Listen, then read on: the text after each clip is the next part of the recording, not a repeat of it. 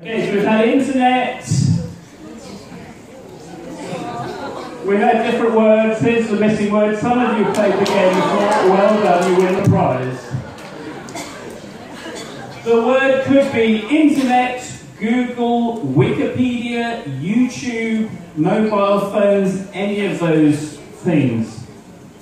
My 14-year-old son often says to me, "Dad, you haven't really taught me much. Everything I know I learned from YouTube." Which doesn't make me feel great as a parent, but on certain things it might be true. He can find most things on YouTube that he needs to do. So it makes us question, as educators, what exactly is our role? And I'd like to explore that a little bit, because one of the issues for these students is, yes, they can get the information from Google, they can get all this information with Wikipedia, but do they have the ability to assess whether that information is good information? And nowadays we get new vocabulary like post-truth, post-fact, misinformation, all of these terms referring to the idea that some information online may not be truthful. And if students are trying to deal with this in English, it makes it particularly difficult. My university students, sometimes I teach English for academic purposes, and they use Wikipedia as their source for what they write. And you have to talk about, well, actually, it might not be good information to be quoting. So we need to help them a little bit with those skills. The other thing, as teachers, we have to think about why we're teaching students English. What is it that they need the English for? And of course, ultimately, they're learning English because they need a job in the future. And there was some interesting research done, which is reported in a book called 21st Century Skills, which is a book just for educators in general. But it reports a survey of human resource managers. And it said, are the students graduating from school and university, are they really ready to work? And a lot of these managers said, no, they're not. And they listed the skills and abilities that they wanted their students to have if they were going to employ them. And they're quite a useful list to think about if you're a teacher, particularly at university level. They wanted the students to have better oral and written communication. So for your students, this would include English skills as well, the ability to communicate internationally. They wanted a better professional and work ethic from their students. Teamwork, the ability to work in groups. So when you're using group work in the classroom, yeah, you're using it to help them practice their English, but there's also an issue of just helping students to learn how to communicate in teams and work with diversity. Interestingly, we think of all our students as very technically good, gifted. You may have heard the term screenagers, yeah? Teenagers with screens, screenagers. So you would think they would be good at applying technology, but actually there are certain areas of technology and thinking how to use technology that students lack. They need more digital literacy. Now, I'm not saying that's your job as a teacher to deal with all of that, but I think these things are important for us to bear in mind. The ability to lead and project manage, but key at the bottom here is they want their students to be critical thinkers and problem solvers, because they're living in a world of great change. So they need that ability to think quickly, on their feet, and look at the evidence and come to conclusions. What's all this got to do with English language teaching? Well, you do have an impact on your students' lives in relation to these skills as well as English. But let's return to English language teaching and think about how critical thinking might relate to us as language teachers.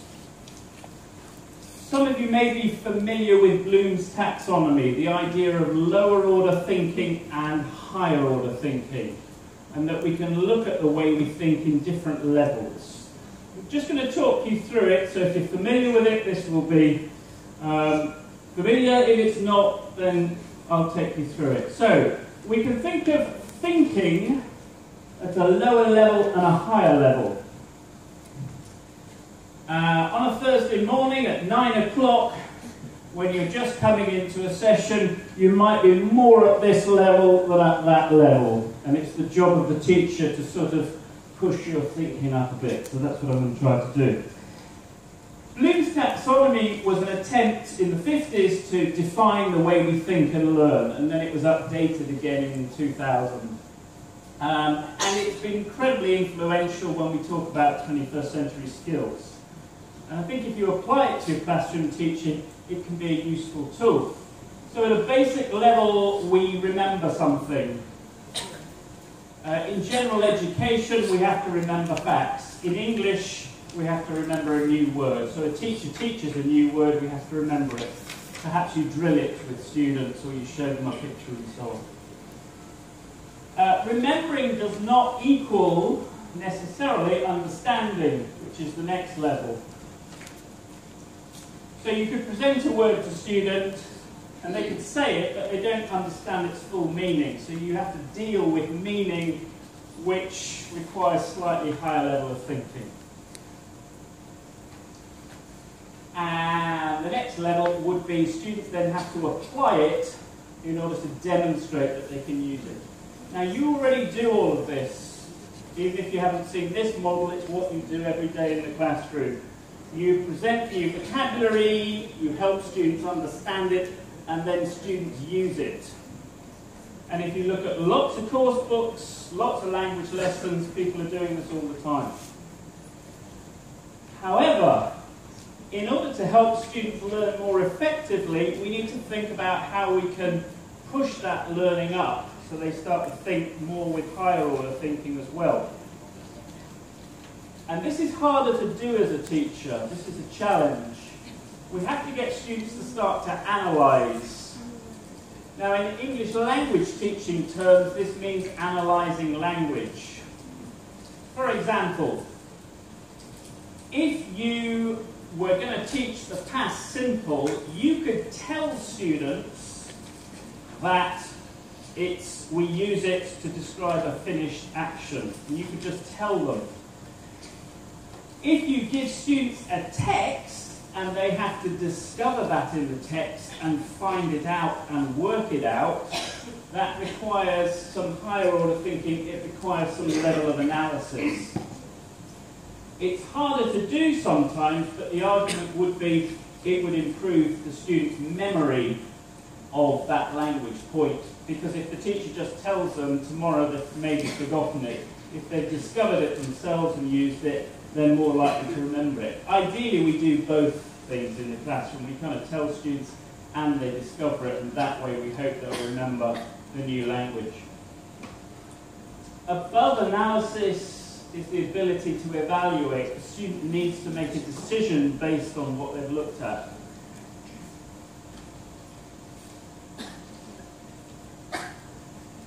And then as a result of all of this, right at the top there is another 21st century skill, which is to create, or creative thinking. You can't really create something without prior knowledge, in other words. So the only way you get to the point where you can create things is by having thought about other things and learned things, and then you can apply it. This is the basic principle of lower order and higher order thinking. And you'll do many of these things in the classroom with your students to help them already. If we break this down into something more manageable, what we're talking about is these three things are related to comprehension and use. So if you think of your typical English language lesson, we present language, we practice it.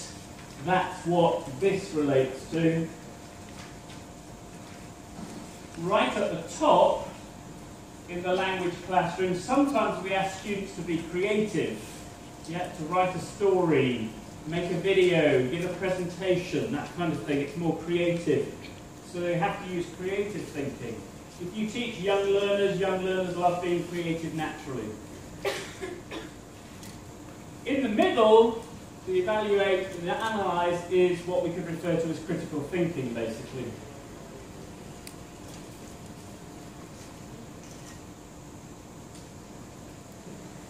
All over the world, And in many course books, lots of this happens in language lessons. The critical thinking part often gets missed out. But I would argue that actually learning is much richer if you can start to apply it to your lessons. I'm going to give you a very real example of what I mean now, okay, and take you through the different levels and show, with a very simple English language activity, how you might apply this in the classroom, okay?